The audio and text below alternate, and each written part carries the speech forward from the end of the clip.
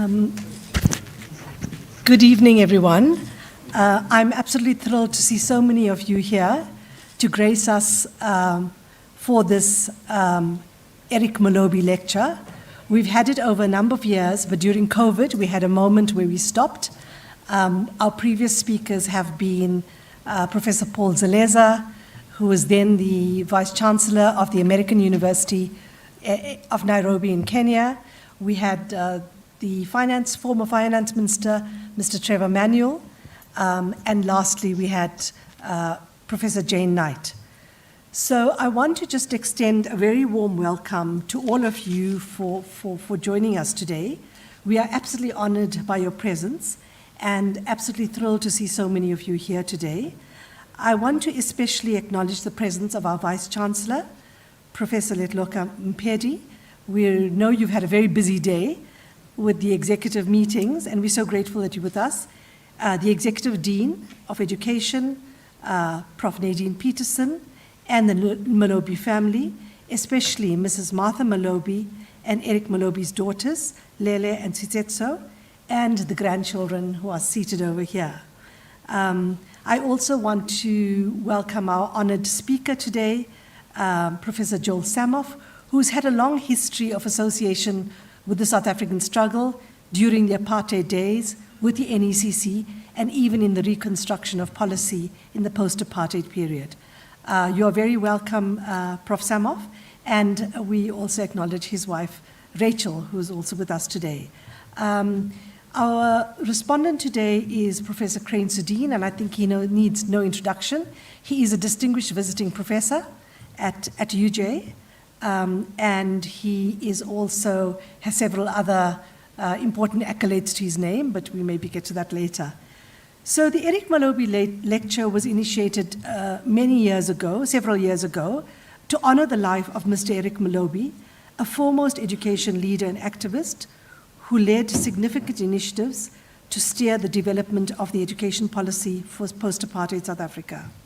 In 1990, he joined the Kagiso Trust as CEO, with the key responsibility to channel funds from international agencies into educational and community development projects. I think I also would be remiss if I didn't acknowledge the presence of the Kagiso Trust colleagues here today. We are really pleased to see you, and you are the first to arrive today. I don't know all of you, but I do know that Yogesh, who worked with the Kagiso Trust for a long time, is here with us, as is Gulam Baker, who is a trustee. So you are very welcome, and we're really honored to have you with us today. I'm now going to call upon our Vice Chancellor. We have a fairly short program. Obviously, we're waiting for the main event to let Professor Samoff make his keynote address. But I want to now call on the Vice Chancellor, Professor Mpedi, to make some opening remarks. Thanks very much.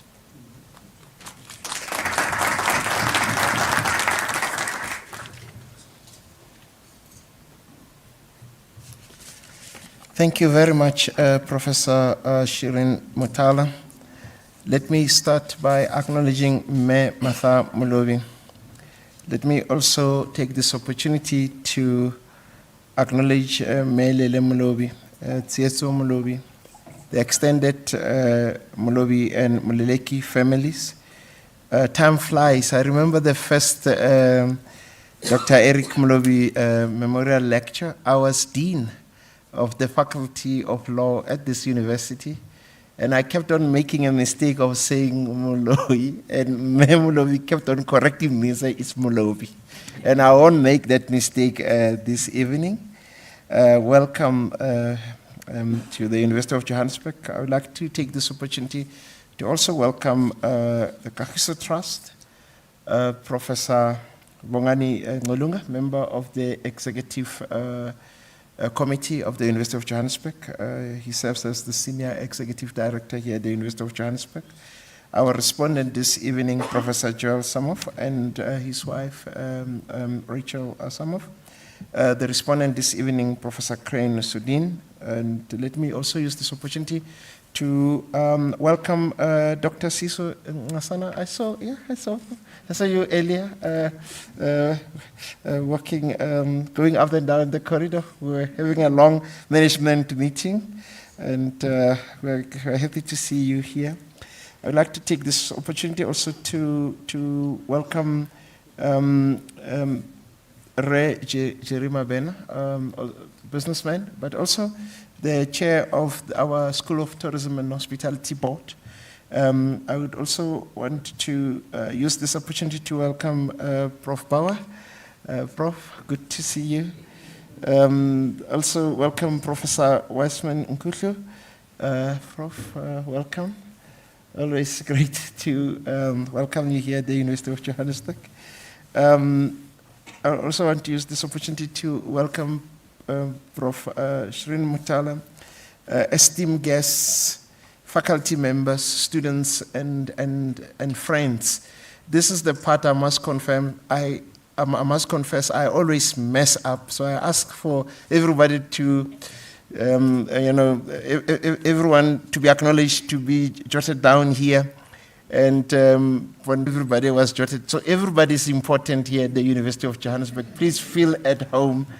And I'm sure even the day I retire, I will never get to this part right of welcoming everybody.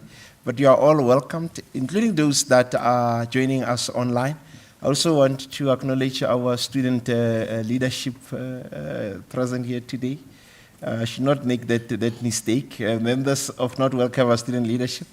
Members of the executive leadership group, senior leadership group also present here today. Ladies and gentlemen, it is my profound honor to welcome you to the 5th annual Eric Molobi Memorial Lecture. Today, we have the added joy of celebrating the 20th anniversary of our university, a milestone that reflects our commitment to advancing education and community engagement over the years. At the University of Johannesburg, we do not say all protocols observed like the government people do. We say all excellence observed. So I will say that. I would like to extend my heartfelt gratitude to each of you for joining us as we gather to honor the remarkable legacy of Dr. Eric Molobi, a true champion of education, social justice, and community empowerment. This lecture, ladies and gentlemen, is particularly special as it not only pays tribute to Dr. Eric Molobi's significant contributions as a social activist and philanthropist, but also serves as a vital platform for meaningful dialogue on the role of innovation in education.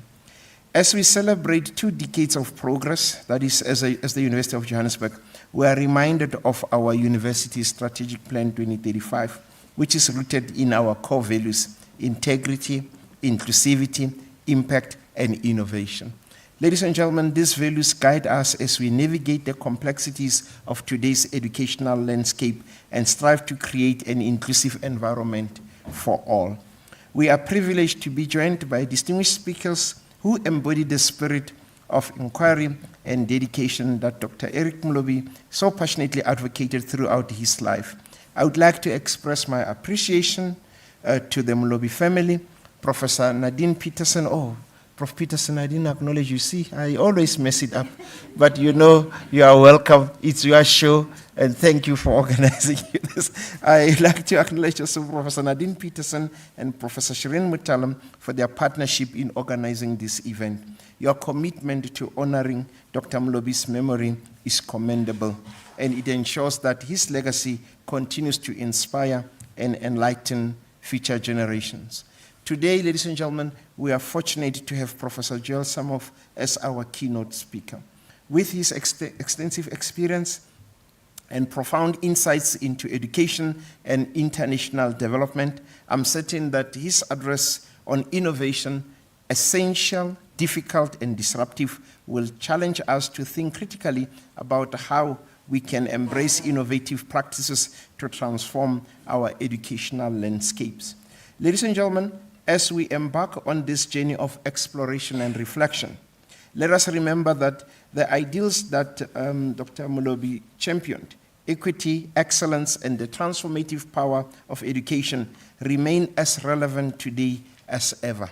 May this lecture inspire us to continue striving toward a more just and inclusive society, aligned with our strategic plan 2035. and especially the values that I've just mentioned, inclusivity. Today, we are living in a society where people are proud about how exclusive they are, leaving many of the marginalized amongst us. People are proud about these exclusive clubs, while there are many people who sleep, hungry. And universities, education, should be used as a tool to balance things out there, because it's the only tool, as our great leader Madiba has once said, that can provide opportunities, and I paraphrase, for a child of a domestic worker to become a president or somebody special out there. Many of us wouldn't be here today addressing you had it not been for the power of education. That's why it pains us so greatly, so badly when we see buildings being torched. No matter how aggrieved an individual can be, that doesn't give one a right to ban a building because one is upset, because one is an activist. Honestly, because education, as I said, is one tool that really can give one an opportunity to transform not only one's life, but the life of that person's children, the community where that person comes from, and so on. Of course, people have a right to voice whatever grievances that they may have. And we must call that out for what it is. Criminality should not be condoned in the name of being an activist. So this evening I say, may this lecture inspire us to continue striving toward a more just and inclusive society, aligned with all these values that I've mentioned of impact. We have a duty as institutions of higher learning to take our knowledge out there, empower the less privileged amongst us, to support the less privileged among us. This is what we're doing at the University of Johannesburg, where we take our professors, our students, from the comfort of their offices to go to villages. If I could give just one quick example, there's a village in Limpopo called Gwakwani, something that we take for granted here, just a loaf of bread, which is something that even if you have money, you can't access. Together with generous donors, we set up solar-powered bakery that on a good day with sunshine, the ladies would bake 100 loaves of bread and serve 10 villages. Now they are also connected to the grid. The ladies can bake at night. They bake 200 loaves of bread. They serve 10 communities. And that is what we call societal impact. Only one man was employed in these communities. And that is what universities should be doing. Another village in the Eastern Cape, water was a challenge. Now our professors at the Faculty of Engineering and the Built Environment, using hydro panels, they use those hydro panels to harvest water from the atmosphere. On a bad day, they harvest 8,000 liters of potable water that the communities can harvest so that the colleagues can have water. This is what universities should do to help the communities, and we do not expect anything in return. And we hope that other communities can join us, business people can join us, then we can go out there and empower people. Lastly, there's a school in the Northwest Province where we visited this traditional community. We were really touched. The acting principal said to us, they can't teach maths anymore, Dr. Ngasana.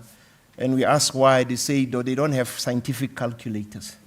When we came back, the dean of the College of Business and Economics said, no, don't worry, Vice Chancellor, I have this covered. Phoned one of our alumni. They brought 40 calculators, and ladies are so thoughtful. And there were 20 black calculators and 20 pink calculators. And I asked why pink calculators. They said, pink are for the ladies. I would have not thought. I would have brought 40 black calculators, and I have no doubt that those kids now are going to pass. Something as simple as a calculator.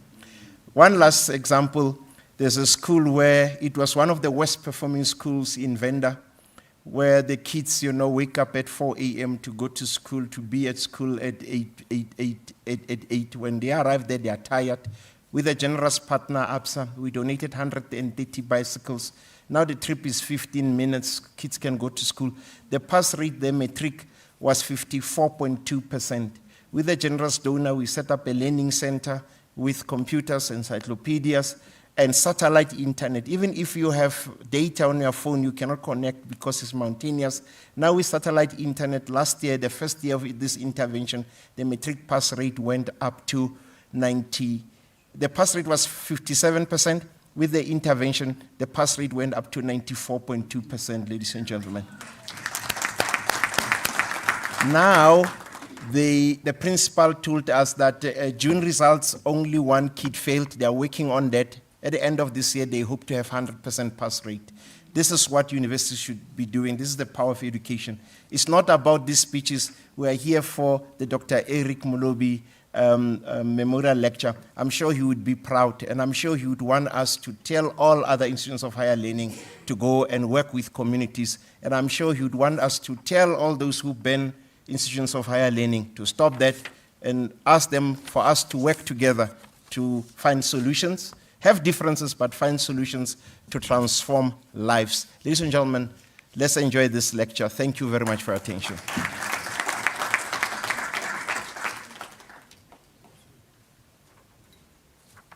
Thank you very much, Prof. Mpedi. I think you set the tone of the lecture very well because you embodied all the values that Eric Molobi stood for and all the things that he was committed to in terms of development. A life cut too short, too early, but this was the things he was committed to. So thank you very much. I want to now, I also want to acknowledge the presence of Roger Jardine, former CEO of Kagiso and now in the corporate sector. You're very welcome. It's so nice to see you here today. And I also want to greet all those online. We are so glad that you've joined us today. I want to now call on Professor Nadine Peterson, the Executive Dean in the Faculty of Education, a co-host of this event, to introduce our keynote speaker. Thanks.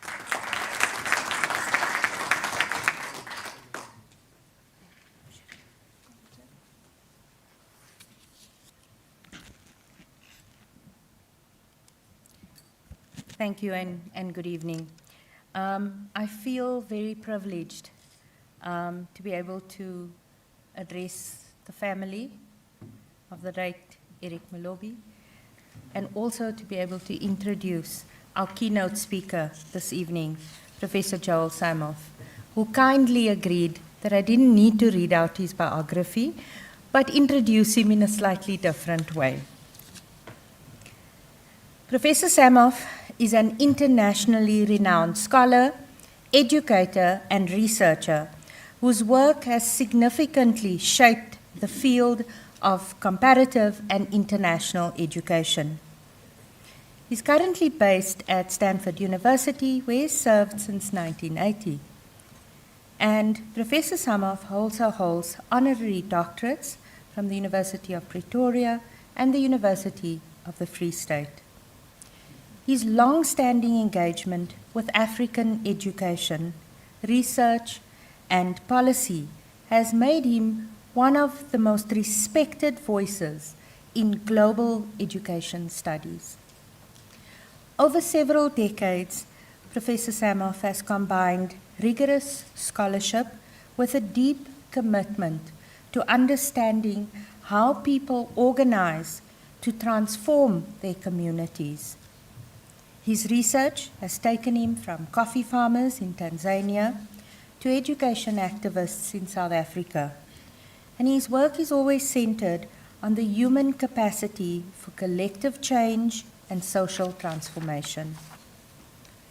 In South Africa, his collaborations extend back to the early 1990s, when he worked with the African National and the National Education Coordinating Committee on post-apartheid education policy and planning. This contribution, among many others, reflects, I think, his lifelong education and dedication to ensuring that education serves as both a tool of liberation and a catalyst for equity.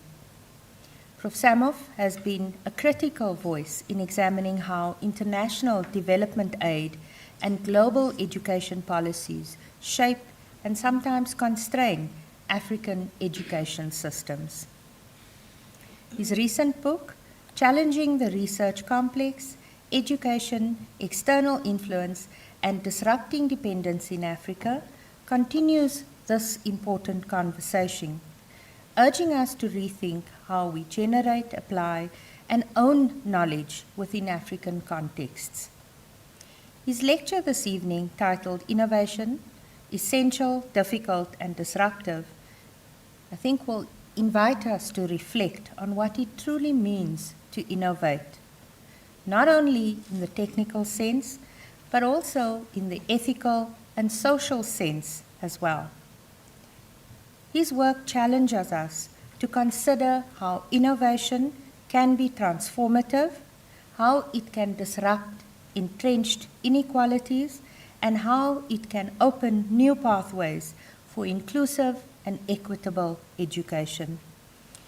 In the spirit of Eric Molobi, whose legacy reminds us that courage and creativity must go hand in hand with service and justice, Professor Samoff's work speaks powerfully to the mission and values of the University of Johannesburg as well.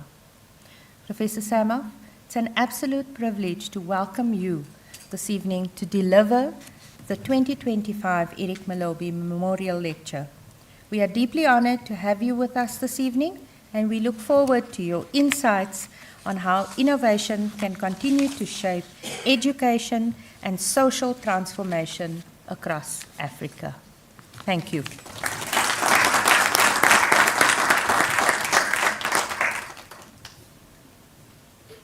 Thank you. Thank you.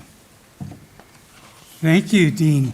You've described a very interesting character. I hope I can live up to the billing.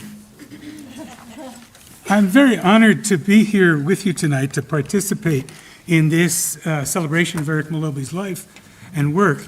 And so I thank you all, not only the organizers, but the broader community engaged in that work over many years. Have we got there yet? No, not yet. Now we're there. Great. So thank you, not only to the organizers, but to everyone involved in the broader community engaged in the work that Eric Molobi and others have been involved in. I was going to say that coming tonight is a kind of a closing of a circle, but that's not the right metaphor. It's an extension of a path. Speaking tonight is not a closing, but a continuation of a path that began decades ago. As the Dean has said, my interest in South Africa goes back. It goes back, in fact, to my time in high school. But I was invited in 1992 to come to South Africa to work with the African National Congress and to work with the National Education Coordinating Committee to think about and develop post-apartheid education. And that's really the point. To think about post-apartheid education in 1992 when it wasn't yet post-apartheid. That is, to have the courage to think about the future and what the future should be when the obstacles to getting there had not yet been resolved. So I insist on this notion of a path that Eric Molobi and others think NECC, think NEPI, think People's Education. That was not an ending, but a march forward. The challenge and the task then were to envision the future and to make it happen. The barriers were high, the path was dangerous, but make it happen. Not working hard to make things a bit better, but working hard to make things different. And that's what I'd like us to think about tonight. That's what I have in mind with the notion of innovating, making things different, struggling to make his world, our world, a different place. Now, as you know, we live in really troubling times at the moment. I come from the United States. I see it up close. I wish I could say it won't get worse, but I don't feel confident saying that. If I were to continue, we would need a week-long seminar to explore the ins and outs and consequences. But the starting point, that disruption in the international environment, is an important starting point for me, because I think this is a moment of opportunity for Africa. The disruption in the international environment creates space for Africa to make decisions about what its future will be, about how to get to that future, about working to get to that future. The focus for Africa must not be on refunding USAID or fixing US foreign aid, but rather the focus must be on cooperation and collaboration across the continent. And I think South Africa has a major role in that process. Recall the initiatives of the education activists in the 1970s, 80s, 90s, especially after the student uprising in Soweto in June of 1976, the activists were clear that the task was not to make Bantu education a bit less discriminatory or a bit less racist, but to create something new. And I take that as the challenge of innovation, not fix things, change things. Let us be inspired by those activists in that time of repression and violence. The bigger the hill to climb, the sharper must be our vision. The clearer must be our path, and the harder we must work. Okay, I want to start with some problems. And I want to start with a couple of slides that really prompted the subject for the talk this evening. And they're slides, I also brought along some other things to remind us of the moment, and I got distracted and I didn't display them. But I want us to look at this slide now. This is a slide that shows centers of development for artificial intelligence around the world. And what do you see when you look at that slide? Well, with the exceptions of the tip of the continent, Egypt and South Africa, Africa is empty space.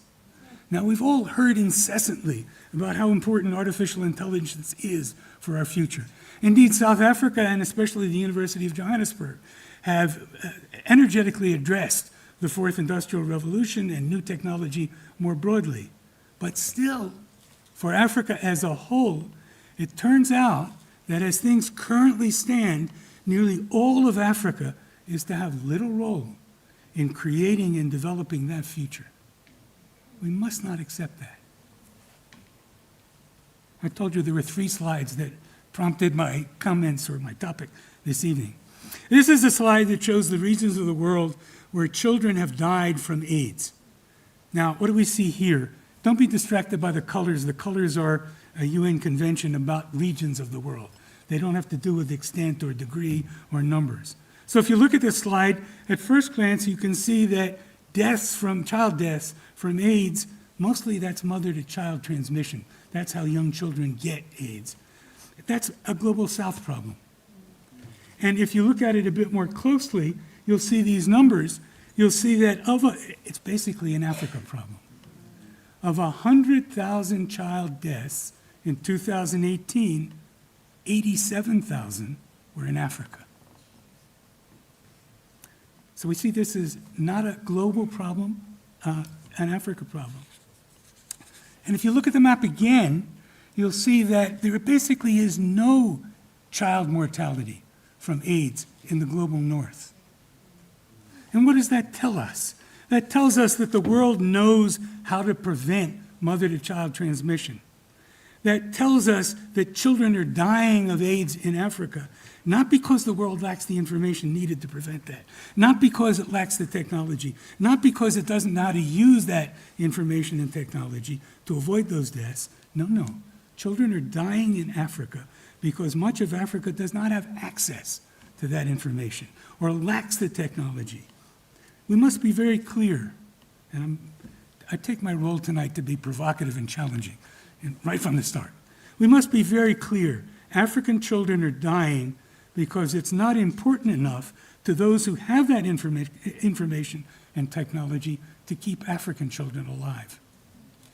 And we also must be clear that African children are dying because Africa is not itself generating the information, not developing and distributing the drugs that can keep African children from dying. And I think we must not accept that. I told you there were 3 slides that prompted the talk.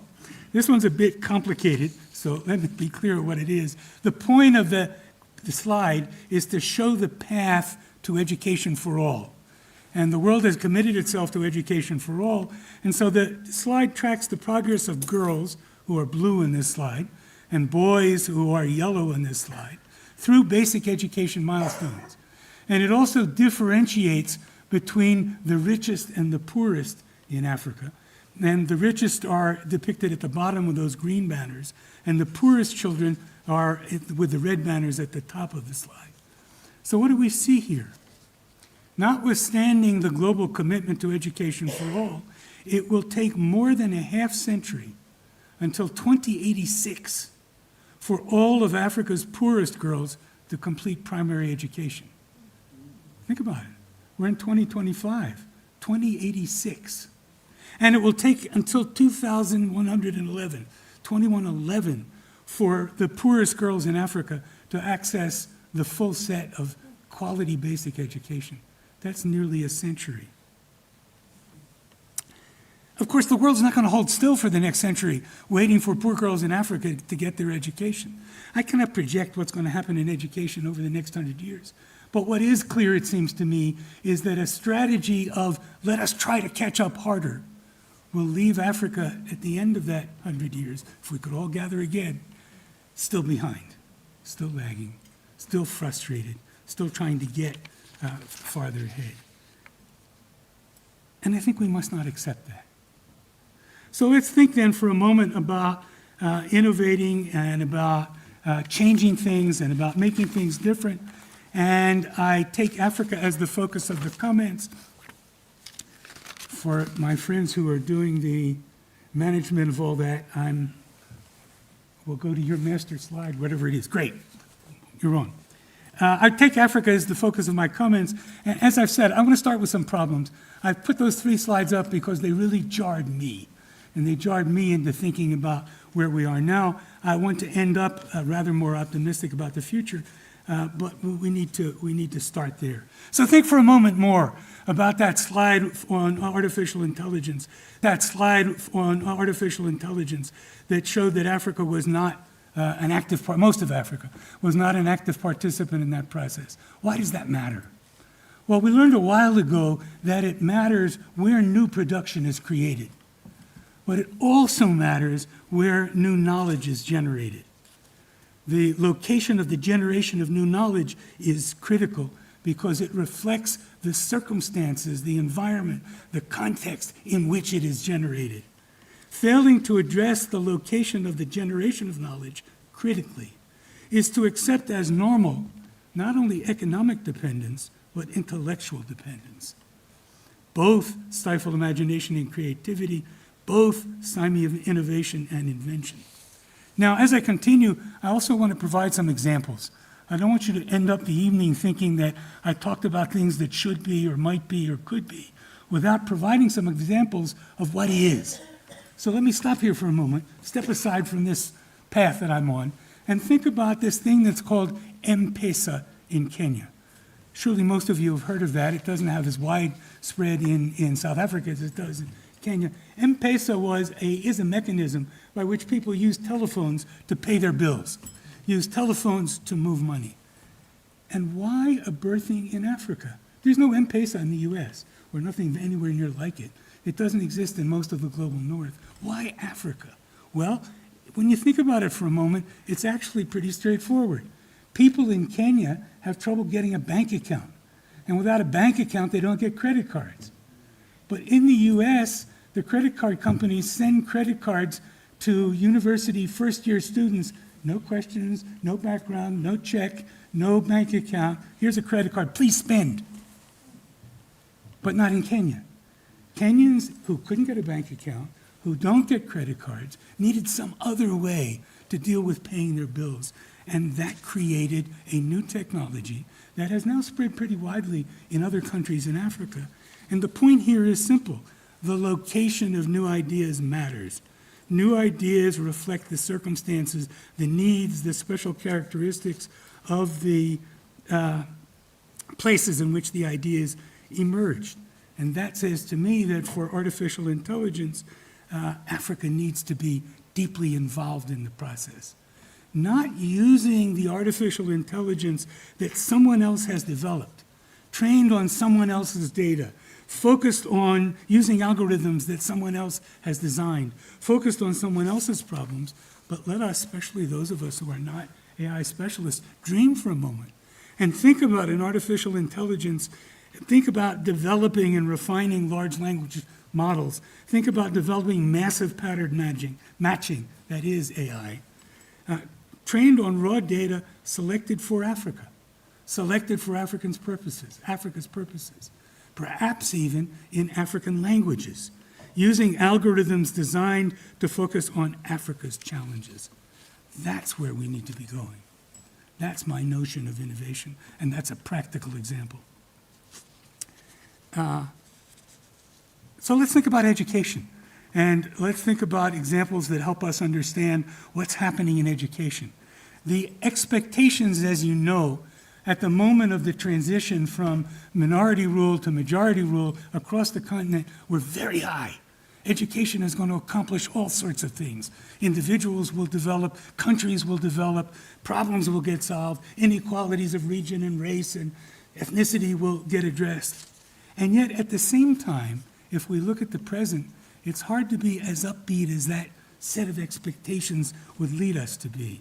You've seen now that at the current rate of progress, it will take nearly 100 years for poor girls in Africa to achieve basic education. The most recent evidence indicates that there are more than 100 million school-age children in Africa not in school. 100 million.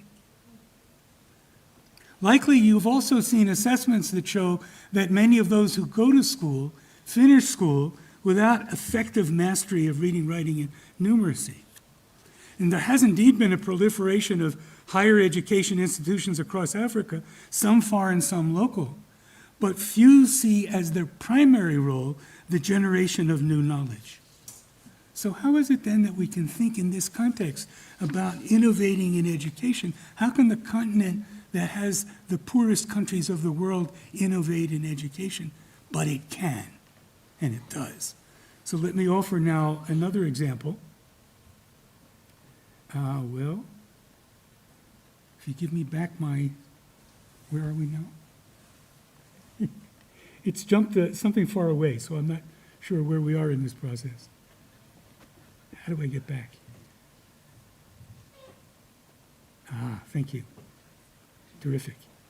Okay, so the question is, how do poor countries innovate in education? This example is Eritrea, but it's not solely Eritrea. And the question is, how to teach geography without that role map that many teachers have in many places to pull down and show people where things are.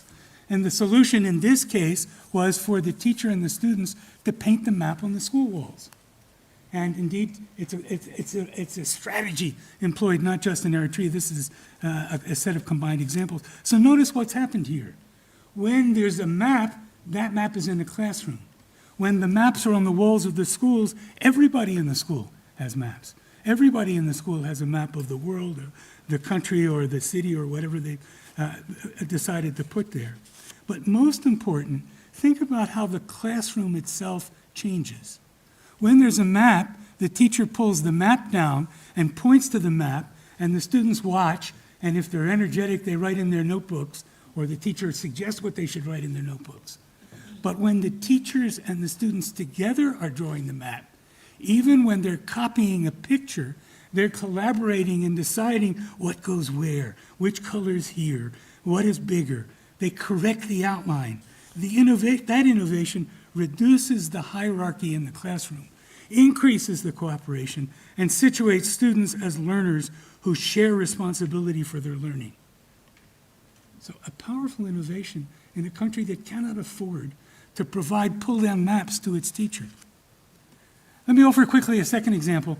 If we were willing to sit until midnight, I have lots of examples, but let me offer just one more at the moment. And that is teaching basic science in Zimbabwe. Here the example is, how do you teach basic science when you don't have burners and you don't have microscopes and you don't have specimens and you don't have laboratory tables and all that? And what happened in Zimbabwe was the educators developed a set of kits that they could provide to basic science teachers to enable them to start with a rain puddle. A rain puddle. Collect the water in the rain puddle, observe the water in the rain puddle. Their big tools were a mirror and a magnifying glass. And I could continue with the example, but think about what's happening. What's happening here is that students are learning the scientific method. They're starting with, instead of assuming that you know things, investigate. Observe carefully, using whatever tools you have, light and magnification. Record your observations systematically. Record the observations over successive days. Compare systematically what you've observed in these glasses that hold the water that you're observing. Talk about the observations and then propose and discuss how to interpret what we've seen and what we've learned from that. And so here we have a good example of an innovation which is starting with a rain puddle to develop in school children a fundamental understanding of how to go about doing science. Okay, I said I had lots. I was going to mention two in South Africa. One is the Africa Storybook Project, which has consequences across the continent, which is hosted by Sadie here in South Africa. Another is Open Education Resources, also hosted by Sadie in South Africa. But I want to offer one more example that's really dramatic, and it's at the other end of the education system. And it starts at the University of Dar es Salaam in Tanzania. When I started my own postgraduate studies, the view of historians was that Africa had no history. Right? Sounds dramatic. But history's written, they said. And Africa didn't have a written history, therefore no history. And there emerged a group of historians who insisted that there was an oral history path to studying history.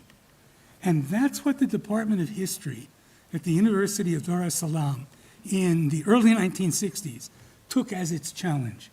So a small university, barely in its initial years, that hardly anyone had heard of, started down the path of developing a methodology of oral history. Oral history doesn't mean simply listen to a few old people in the community and take what they say as truth, but rather it requires checking and cross-checking and finding and examining and looking for other evidence. And that's what these colleagues were doing in Dar es Salaam in the early 1960s. And what happened was that people noticed. And people, that is academic staff, noticed and began coming to Dar es Salaam in the early 1960s to participate in this process. The research was so widely recognized that historians began talking about the Dar es Salaam School of History. A particularly exciting experiment was to prepare their students, and then they sent them out on the long holiday to interview their aunties and their grannies, and then to come back and work on what they had gathered. And what came out of that was a rewriting of the history of Tanganyikans' resistance to German rule in the early 20th century. So notice what's happened here. A university hardly anybody had heard of became a global magnet for academic staff.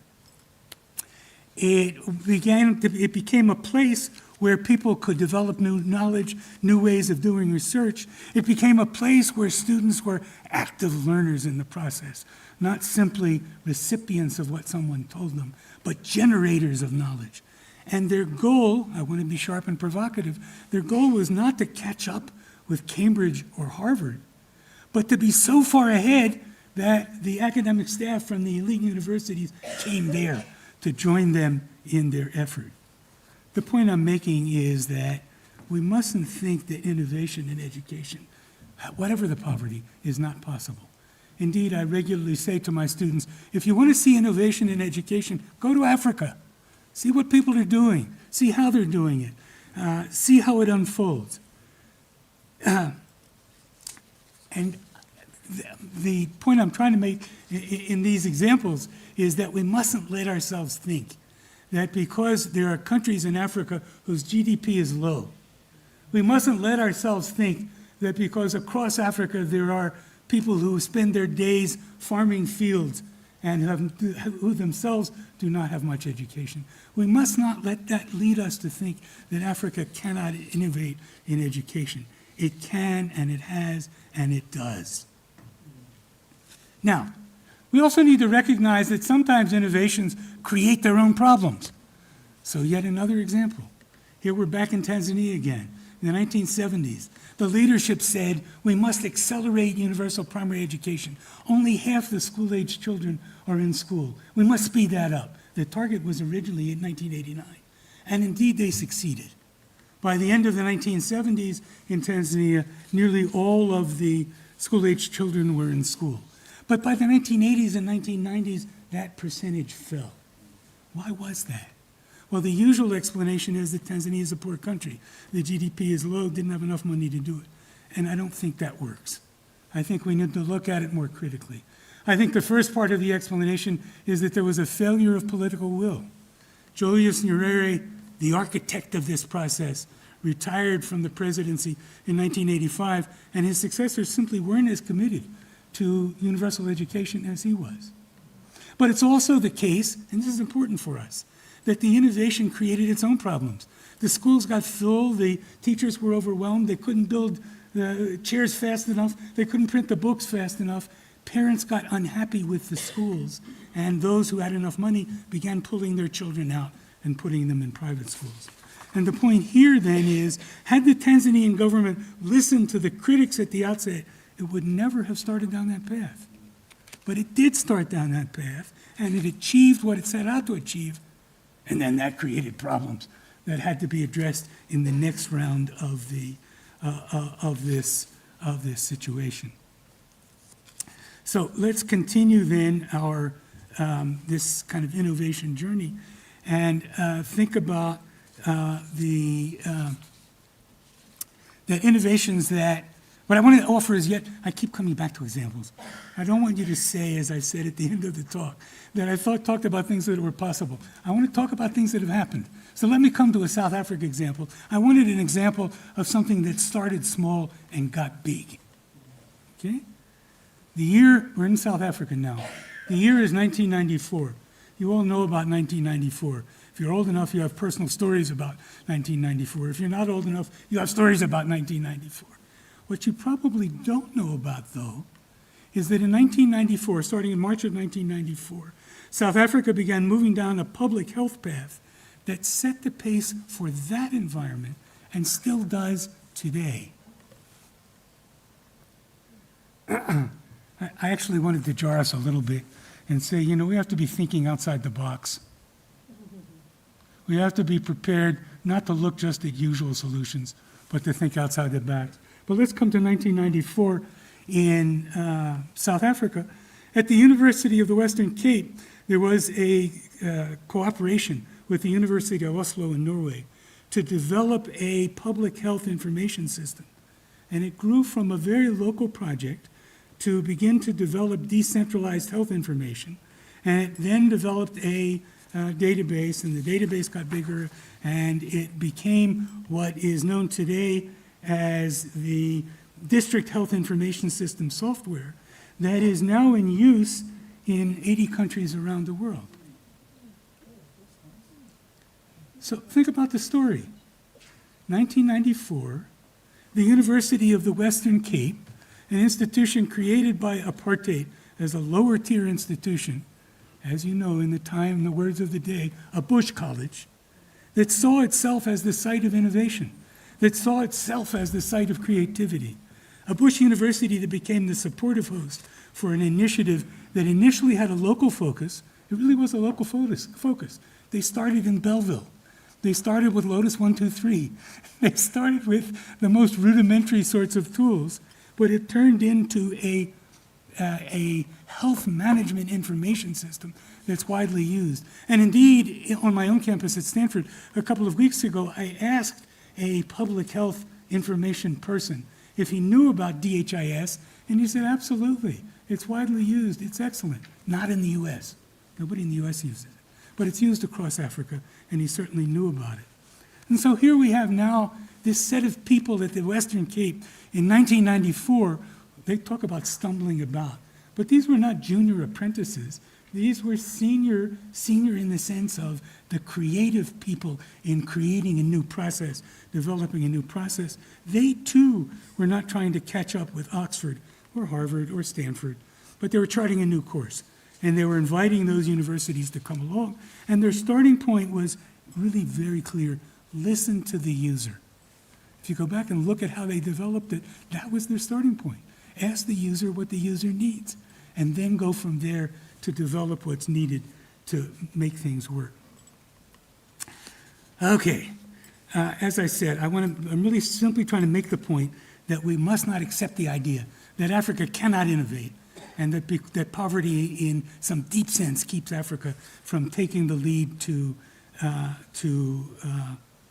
make things different in education.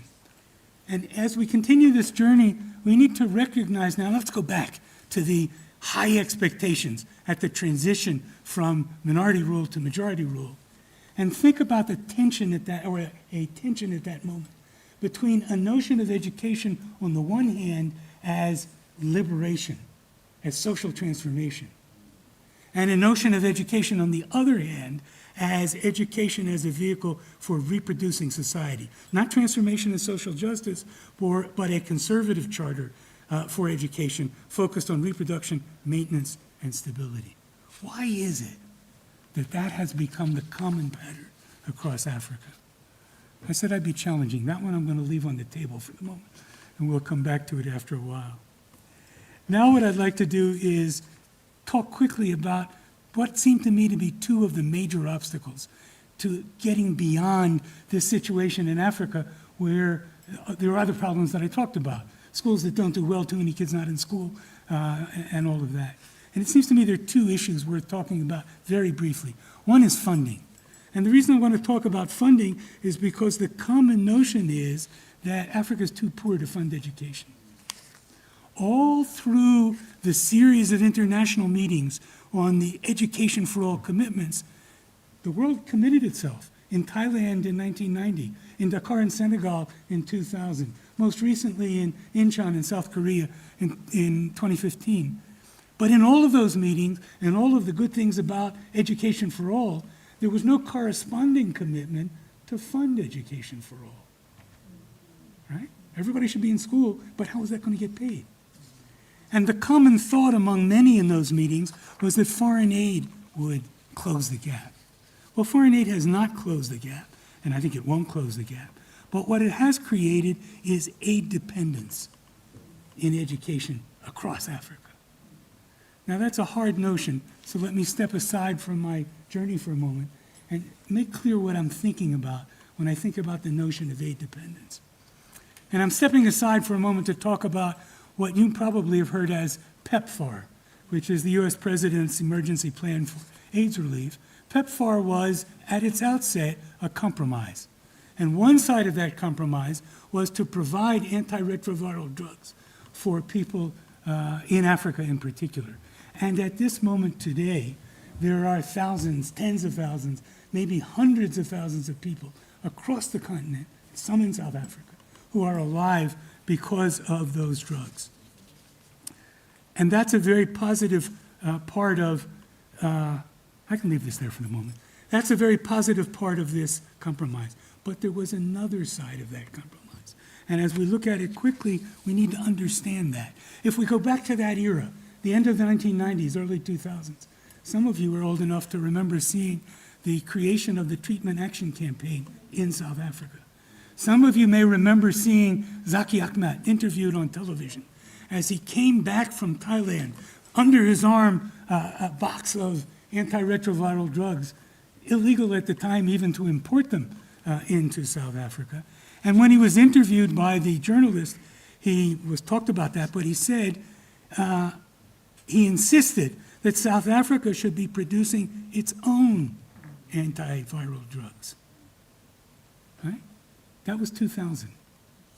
We're now in 2025. If we look around, and there were similar voices in other African countries. If we look around, we can see this PEPFAR compromise. On the one hand are the people alive because of the antiretroviral drugs. On the other hand is the requirement that those who accepted the funding protect the patents and intellectual property rights of the pharmaceutical companies. Effectively, those who received the funds agreed not to produce their own drugs. And so here we are in October of 2025. Africa is simply not sufficient in drug production. Africa is largely just as dependent on foreign manufacture and pricing of essential drugs as it was a quarter century ago. Over 70% of Africa's medicines are imported. Half of African countries have no pharmaceutical production at all. Half of Africa's people lack regular access to even the most basic medicines. What that means, of course, is that millions of deaths in Africa occur, mainly among the poor, women, and especially children. Just 8 countries in Africa, South Africa among them, half in North Africa, account for 85% of drug manufacture in Africa. And most of that is fill and finish. That is, it's not upstream manufacturing. So think broadly for a moment. Think COVID. What if Africa had a drug manufacturing capability? If Africa had pharmaceutical research across the continent, pharmaceutical manufacturers, then developing not only HIV antiretrovirals, but also self-sufficiency in producing COVID vaccine, measles vaccine, polio vaccine, perhaps even malaria vaccine. That environment would necessarily have included research, experimentation, testing, and the education innovations prompted by that. With a strong pharmaceutical base for research and production across Africa, African initiatives today might be taking the lead in the world for the infectious diseases that most infect Africa. I'm thinking now, of course, of Ebola, dengue fever, chikungunya, schistosomiasis. Africa would be taking the lead in addressing those rather than waiting for someone else, somewhere else, to think that some drugs needed to be developed for those. The morning I left to come to South Africa, in one of those random moments, I was listening to an interview on the television of the CEO of AMD, which is a chip manufacturer. That is, they manufacture chips in Silicon Valley. And what she said, she was talking about public health. And what she said was to go from drug discovery to drug manufacture to therapeutics to healthcare, that's transformation. That was her term, not my term. That's transformation. So what do we learn here? Aid dependence, this other side of this compromise, the PEPFAR compromise, is not an accident. The global political economy is designed to exploit Africa, and that's part of it. We also learn that aid dependence stymies innovation. And that itself is a major problem. And what that says to me is, for education, Africa must be able to fund educating its children. That's far too important to leave to somebody else. It's far too important to be dependent on the whims of the foreign aid agencies, and they're not doing it anyhow. All right, let me consider quickly now a second obstacle to getting past the distresses of the present, and that is the inherited structure and organization of the education system. As you know, at the transition from minority to majority rule, the education system inherited from the old regime was a system designed to educate very few people. You surely have seen this pyramid, right? Most people come in at the bottom, but there are few at the top. And what's happened over time is over the years, remember, it's a half century now for most of Africa to be independent. It's not a few years ago, it's a half century. And what's happened over time is the pyramid has gotten wider at the bottom and a bit wider at the top, but it's still a pyramid. It's still designed to push people out along the way rather than to find ways to include people in. That inherited system was hierarchical, it was authoritarian, it was hostile to pedagogical innovation. Think of teachers across the continent who arrive in their classrooms in the morning and they find 75 or 85 or 100 children in the classroom. And what are they going to do? It's not surprising that they fall back on what they think works, to stand in front of the classroom and talk at the students and hope that a few of them will write down in their notebooks whatever was being said or whatever is on the chalkboard. The challenge here is not to blame the teachers. Indeed, we should be asking immediately, if my words so far have made any sense, why is Africa not the center of innovation for methodology in teaching large classes? Why are people not running to Africa to see how to work with large classes that really scare teachers when they walk in the door? And the general point here is doing more of the same won't get us any better. We have to think differently. And Africa has thought differently. That's the Maps on the Walls example. That's ZimSci. That's lots of other things. The challenge is to make innovation in the learning process not just the province of a few elite schools, but the norm in schools across the continent. So the constraint is not that it's not possible to innovate in education, but rather that with few exceptions, African education systems have chosen not to innovate. And here we see writ large the politics of education. If I combine these two threads, the challenge of funding and the challenge of transforming the structure and organization of education, it helps us understand better why it's proved so difficult to deal with the problems of education in the present. But it also helps us understand why catching up is absolutely the wrong metaphor. Why is catching up a problem? If you're in the back of the pack running, right, and you're trying to catch up, you're trying to get to where someone else is. But by the time you get there, that one has moved on. And if that one turns this way, then you must turn this way. And if that one turns that way, then you must turn that way. The challenge for Africa is never, those challenges in education cannot be resolved by trying to catch up. They have to be resolved by deciding to be the pace setter, not the follower, not running behind. Okay, we really need to learn, I think, from these examples.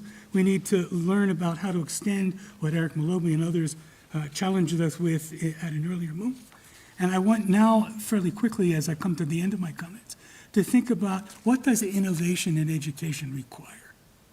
And I want to say these fairly quickly, and I hope I'm still being provocative enough to really challenge us to think about these things. Innovation requires political will.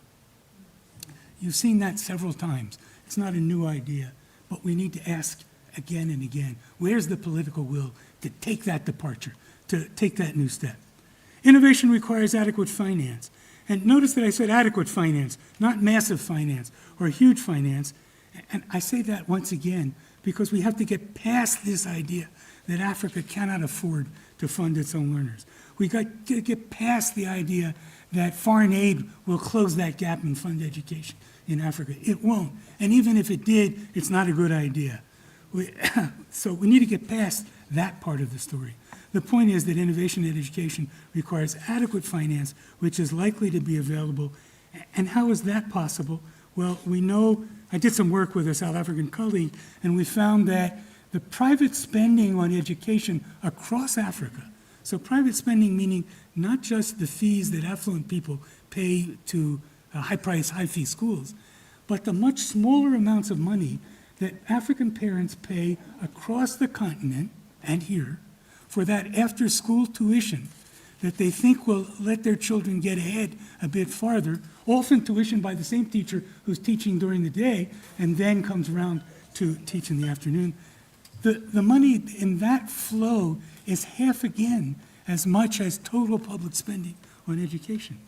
So a creative management of that funding and an effort to pay some attention to the tax system, first collecting the taxes that are due, and then taking the initiative to raise the taxes on the most affluent to generate additional funding, means that Africa can pay for educating its children. And so we have to get past saying it can't pay. The best we can do is say, why is it not paying now? And then looking down those paths. Third requisite for innovation is to recognize that innovation in education is not a technical task. It requires political mobilization. That was the point of the Tanzania Universal Primary Education story. In Tanzania, it was made the responsibility of every political leader down to the cell level to get kids into school, and it worked. Another example is Cuba, where effectively the government closed secondary schools and the university for a while to eliminate adult illiteracy, and they achieved that. So we need to understand that that to accomplish innovation in education is not simply a technical task. It requires political mobilization. A fourth requisite for setting the pace, one that's often noted but not well understood, is the willingness to do things differently. Not a bit more of the same a bit harder, a bit more energetically, but rather saying there must be a better way. And let us be the ones to develop that better way, to create it, to think about it, to experiment with it, to explore with it. And here too, put sharply, the drive to innovate, the drive to set the pace is not a drive, as I said, I'm going to be provocative, not a drive to rise up in the list of good universities in the world, but rather to create a new list with new criteria focused on South African and African circumstances. A hub for innovation cannot be a copying machine, reproducing locally what other people have done elsewhere. It must take the initiative to do things differently.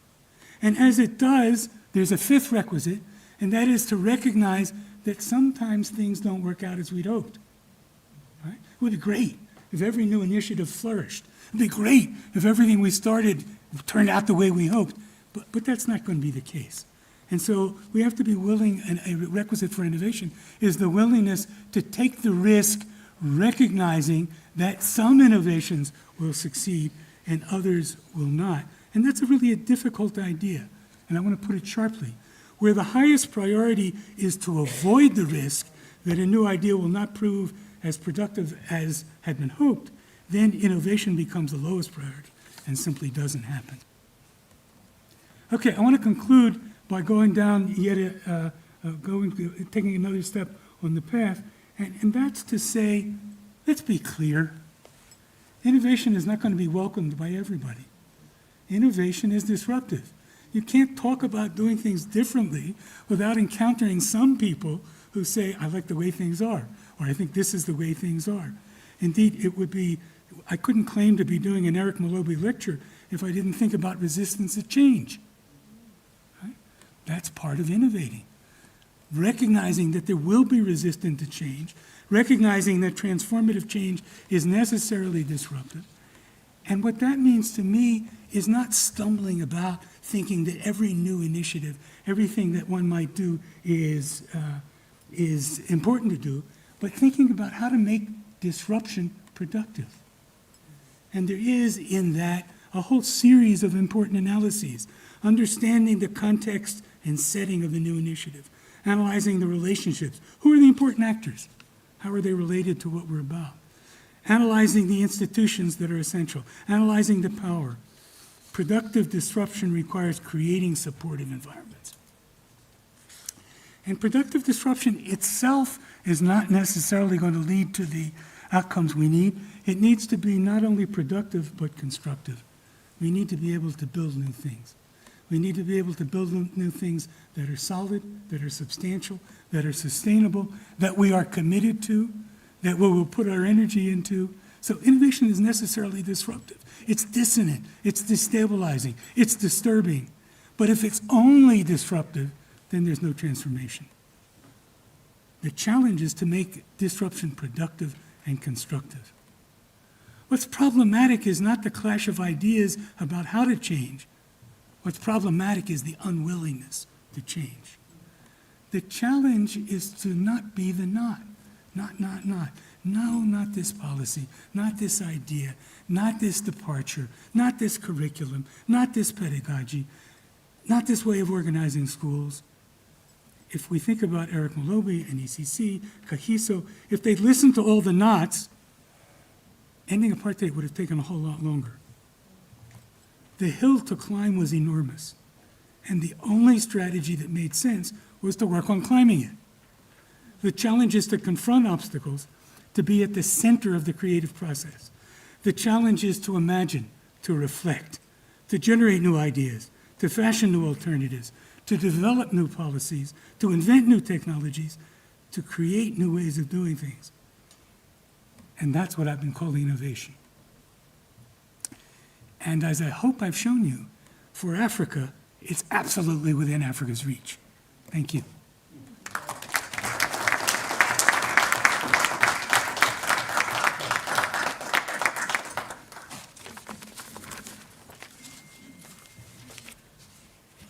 You can turn that off whenever you're ready.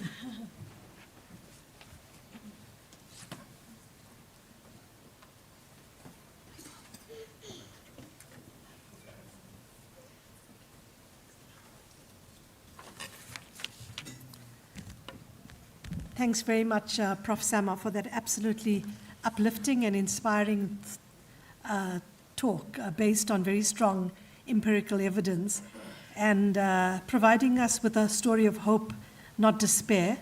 And I think we're all going to work on productive disruption, as the Vice-Chancellor, I think, already tries to do or does at UJ. So I'm going to now call upon Professor Crane Sudeen, and just a few words about him. He's a sociologist and an emeritus professor in education and African studies at the University of Cape Town, an honorary professor at the Nelson Mandela University, distinguished visiting professor at UJ, and the president of the Cornerstone Institute. He's the former Deputy Vice Chancellor at the University of Cape Town and the former CEO of the HSRC. He's widely published, well over 250 articles and books, chapters, 16 books in the areas of education, culture, history, and social difference. And he is an A-rated researcher with the NRF. Thanks very much, Crane. Over to you. Thank you very much, Shireen, and thank you for asking me to be here. So I'd like to acknowledge Martha and her family. It's really great to see us. I told her I'd last seen her about 30 years ago. It was a wedding. We had a really great time. And to Vice Chancellor Mpedi, thank you very much. Dean, Nadine, thank you, and thank you, Shireen, and to all of you, thank you for being here. So I'd like to thank Joel for sharing with us his enormous experience and understanding of the complicated landscape we are sitting with and having to confront. Now, as we think about it, almost 80 years after the coming of independence. So he's brought us to us this evening his experience, but also his understanding. And what I'd like to do this evening is to lift out some of these ideas which Joel has raised with us and to briefly link them with some of the contributions which Eric himself would have made. So there's a great deal in what Joel has shared with us. There are many ideas, but there's also his personal example. So it's these two things that I briefly want to reflect on here. One of the ideas, and I'm glad that the title of the lecture was framed as it has been around innovation. One of these ideas is a cornerstone of a new book which colleagues and I will be publishing soon. And that cornerstone idea is that in the midst of the pessimism, Afro-pessimism it's called, which circulates about the crisis and failure of African education, is the actual reality of the incredible innovation that has marked the provision of education on the continent over these last 80 years. And I loved all of those examples, Joe. So just taking us through those examples was really very important. But we saw how those examples came to something of a climax during COVID. Even right here at this very university. We realized here, and it bears on this question of dependence, which Joel has raised here, we realized how much we could do with the little that we have. And it's a really important lesson to be learning. I've worked in too many contexts where outsourcing is the name of the game, and even when we had people in posts, we still had to spend money on bringing people to come and do the work that should have been done in our organizations. But thank you for taking us through those examples of those innovations, Joel. But I just also want to say something ad hominem here, just very briefly. The example that you stand for, Joel. He comes to us with utter humility, but asks us to give him a moment to bend our ears. And we have tried to bend our ears, Joel. So as Carlos Torres, writing in the foreword to Joel's new book, says that what Joel represents is an example to young scholars. A critical lesson that he leaves for young scholars is that of how they might build a research agenda and to ask of themselves how that research agenda will play a lasting role in what they research, what they will teach, and how they will build the links in the communities in which they find themselves. The lesson is crucial, so thank you very much for that, Joel. But some of these provocations that you leave with us, I hope we will take away from here and do something about. In his book, he asks this question. He says, how is it that informed, competent, and experienced researchers in Africa persist in pursuing unachievable objectives?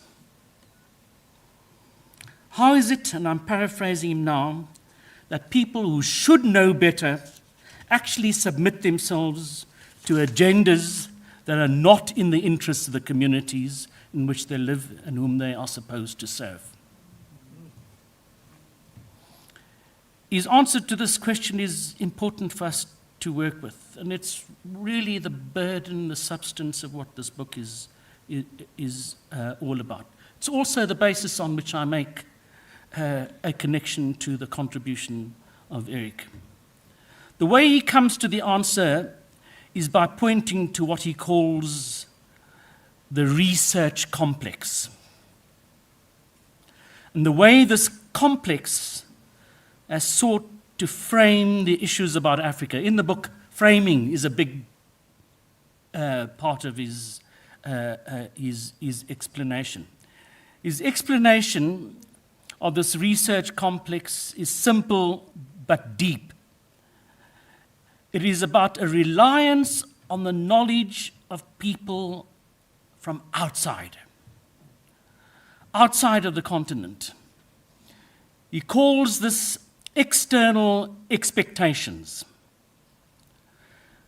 External expectations which are imposed on the continent through the dependence on foreign aid here.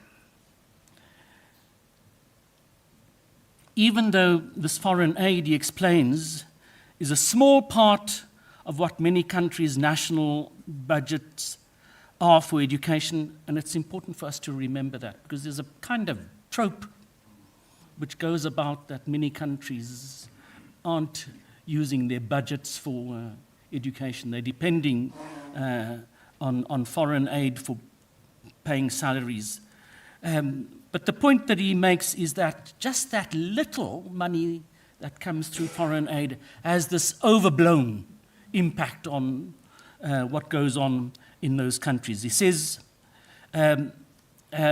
consciously or unconsciously, African policy and decision makers shape their programs and projects and thus policies and priorities to fit what most seems likely to secure foreign funding.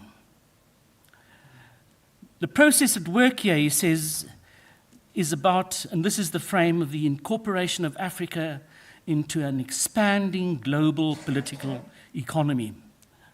The point about this international order is that it is based, and he makes a lot of this in his book, on the developmental premise of a backward Africa. In this premise, Africa is underdeveloped. To fix it, Africa has to fall in line with the global order. The global order needs to be brought to Africa. In play here is what Professor Samoff calls the frame. It is a discourse, a way of seeing and doing. It is about explaining Africa not in its own deeply rooted ways of doing, but in relation to what the rest of the world is all about. And so what happens? Foreign aid comes to the rescue.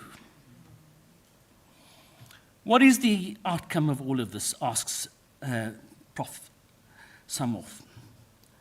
It is subjecting, ultimately, control of education in many African countries into the hands of aid providers.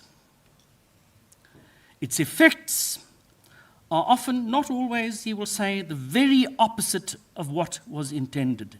It is impoverishment. Money is actually going out rather than coming in. It is in the end, and he uses this term, localizing the global, bringing it to where we are. So there's a great deal more that I can say about all of this, but this is the point that he's asking us to be aware of. How we apply, in our understanding of what this research complex is, our relationship with this global. And to come to understand what those relationships are all about. So it's here, and I'm going to close with this. I need to link Joel's work with that of Eric. Eric, as we know, was a key figure in the foundational days of the struggle of the 1980s for a new education. He was instrumental in the establishment of the National Education Crisis Committee. He spoke regularly and widely about how to manage the crisis in which South African education found itself. And I was really lucky. I have a small library at home, and I was scratching around in the library, and I came across all of these papers from the NECC and a whole lot of these speeches that Eric made, Martha. It was really just such an incredible, serendipitous moment to be able to see and hear his voice. And so he spoke regularly and widely about how to manage this crisis. And that story about how they did that is really important for us to understand, because they were trying to hold, and Shireen and her colleagues are bringing out a book shortly about all of that. They were trying to hold the whole thing from tipping over into a state of almost irretrievable, I can't find the right word now, but it's pardon? Conflagration. Conflagration. And it's just raising that incredibly emotional for a whole lot of us. Because we were in it, but we were also trying to hold the process of thinking about the alternatives in place.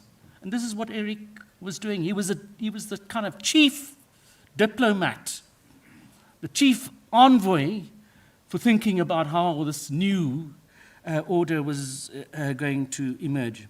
And so one platform that he took to was an NECC conference on United States initiatives for the education and training of South Africans and Namibians at Michigan State University in November of 1986. He used the occasion of this conference to explain what was happening in South Africa. Importantly, he spoke of people's education and its attempts to build new curricula, new attitudes to education, and he spoke of what this alternative, what people's education was not. It was not alternative education. Now, there's a lot to talk about there, which I won't, and I don't have the time for. But he was trying to make the point that the way in which this alternative education was being constructed was, and I'm quoting him, to shun the reality of the conflict in South Africa, and in some cases have a hidden agenda of the depoliticization of education and the creation of an apolitical black middle class. There's a whole lot of stuff going on here. And he quickly went to the heart of what he came to say, the question of United States financial aid. What are the motives behind this aid, he asked. Who benefits as a result of this aid? The individual, the community from which the students come, or the business community? Reviewing the kind of aid which had come from the United States, he concluded, and it was incredibly brave of him to say it, he concluded that none of it challenged the apartheid government. None of it challenged what the United States' main diplomat at that particular time, Chester Crocker, was trying to ferment here from all of this. And he said, in conclusion, the conclusion we draw from this is that US aid in the field is intended to neutralize the black student movement and to sell us the American way of life. These were bold words said in the belly of the beast. And so we thank you, Joel, for coming here to remind us of why the crisis in education persists and what some of the reasons are for its persistence. You're talking to us. Why we who know better are not doing better. It's a reminder, Joel, that helps us understand our past and more critically understand the dangers that circulate around us in the present. And they are great. Thank you, Joel.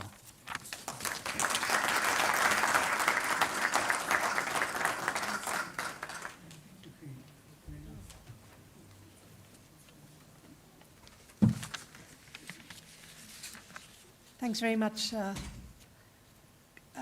Crane. That was very eloquently an eloquent response.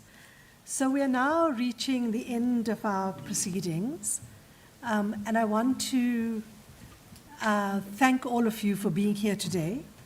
I want to, in particular, thank the Vice Chancellor, Professor Mpedi, for outlining the values of UJ so clearly, which align so strongly with the vision of what Eric Molobi had for a post-apartheid education in South Africa.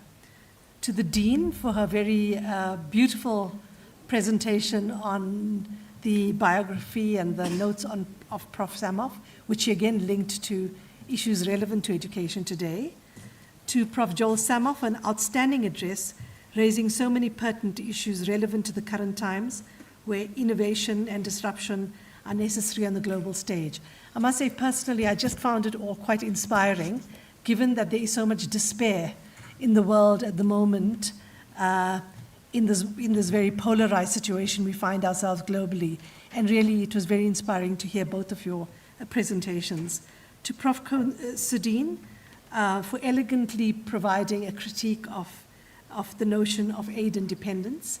We look forward to hearing more from you tomorrow. There's a seminar tomorrow at 2 o'clock, an advert which I think you all have the invite for.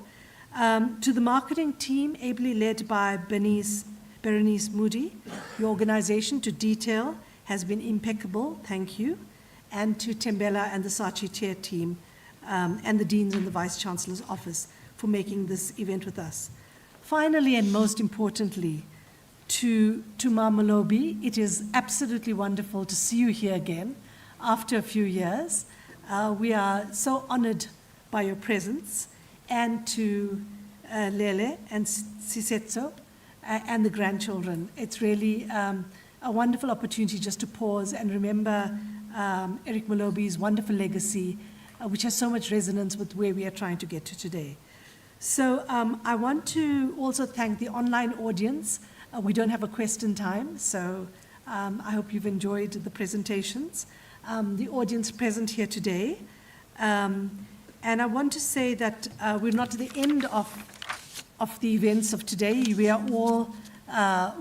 all invited to join us for a light dinner in the Madibeng Lounge, where we can continue our conversations.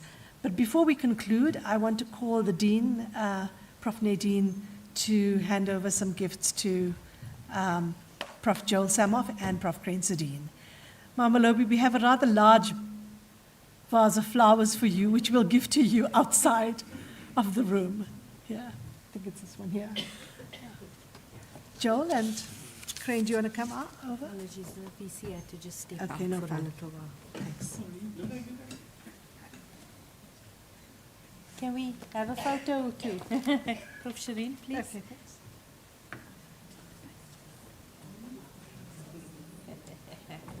Here we go. Thank you. Thank you. Thank you.